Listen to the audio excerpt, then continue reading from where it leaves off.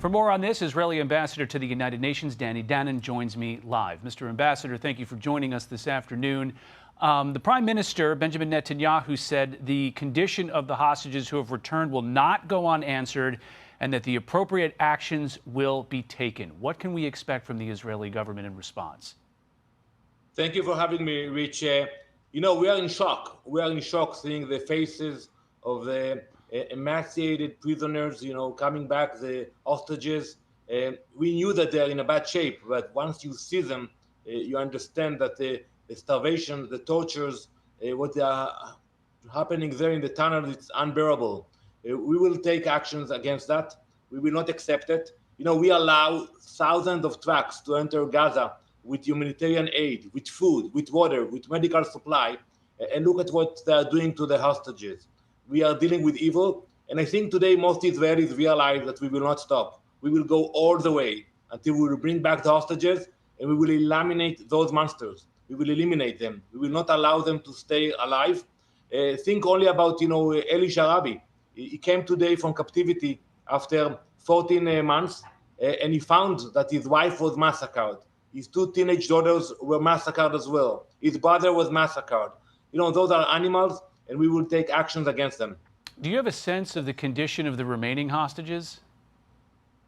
We can only imagine, we can only imagine the conditions, and unfortunately, we are not optimistic. Once we see the faces of the hostages coming back, we hear the testimonies about starvation, sexual assault, tortures, and I think that the world is not speaking enough about the fact that the Red Cross never visited the hostages.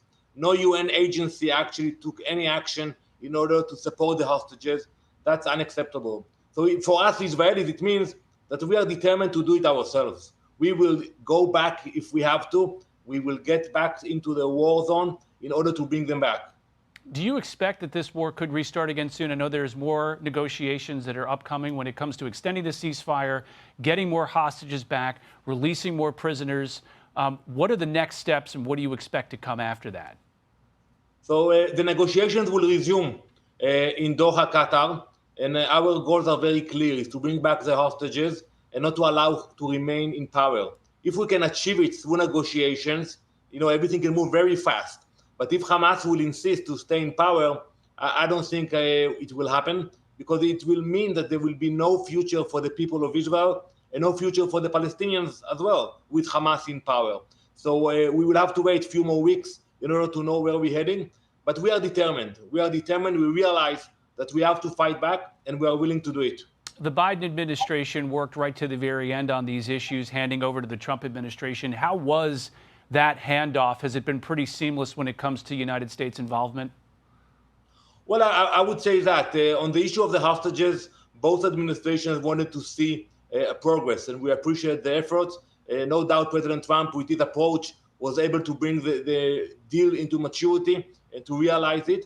But in terms of support, unfortunately, the previous administration held ammunition when we needed it, and this administration is saying out loud, we stand with Israel. I was with the Prime Minister a few days in D.C., and the fact that President Trump invited him to be the first foreign leader to step into the White House, it shows the bond we have with the U.S. Yeah, the president caused quite a stir with his announcement about redeveloping Gaza. Have there been any follow-on discussions between what President Trump said a couple of nights ago in that press conference and the Israeli government in how exactly you're going to do that? Not yet. We know we have to be focused on the goal of eliminating Hamas, because you cannot think about future plans if Hamas is still there. We appreciate that the president is thinking out of the box, coming with new ideas. It's about time, because so many leaders spoke about the Palestinian cause without offering something tangible. So I think it's a good idea, but we have to finish the job. We have to eliminate Hamas and then allow the international organizations and international players to step in and build a future for the region. The idea, though, that some 2 million Palestinians who are not going to be in Gaza at some point seems pretty far-fetched, doesn't it? Well, it's not easy to implement it, but I think Palestinians should be allowed to relocate if they do it with consent. People move from country to country. So I don't understand why people are against the idea of allowing Palestinians that want to go to places that will be willing to receive them. We saw it happening all over the world, in conflict area, in Syria, in Ukraine. So why they are doomed to stay in Gaza? I think if they have the option to relocate and they want to do it, they should be allowed to do it.